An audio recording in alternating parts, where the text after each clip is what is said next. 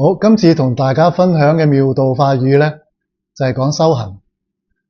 咁其實修行咧喺妙法禪修中心嚟講咧，係一個好重要嘅一環。即係同其他出邊嘅中心有啲咩唔同咧？就係我哋係真係帶大家實修嘅，係好實實在在咁樣去修自己。咁所以咧，修行咧喺妙法禪修中心咧，我哋其實講嚟講去咧，都係做兩樣嘢。第一樣嘢咧，修行嘅目的咧就係要提升你嘅能量，提升能量咧先可以升維度。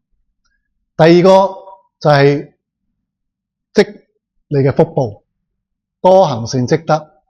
咁你有福報咧，你先至會有更多嘅助緣去幫助你去完成你嘅修行。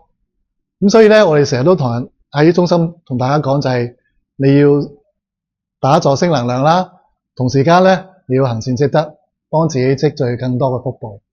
咁所以咧，修行嘅目的咧，唔係話好似出邊有啲人講我修行噶，所以咧我而家要做好人啦。即係好多時咧，大家都會跌咗落咧一個上邊修行嘅一個咁樣嘅概念入邊，即係覺得係一種做好人係俾人睇等人知道你係好人。咁呢啲其實都係一種攀緣，一種着相嚟。咁所以我哋講緊嘅修行咧，係一定無求、無住、無相嘅修行。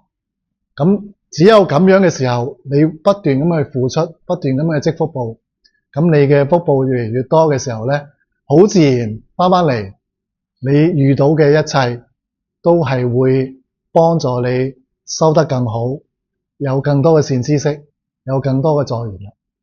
咁所以呢個就係我哋今次妙道法語希望同大家分享嘅一個信息。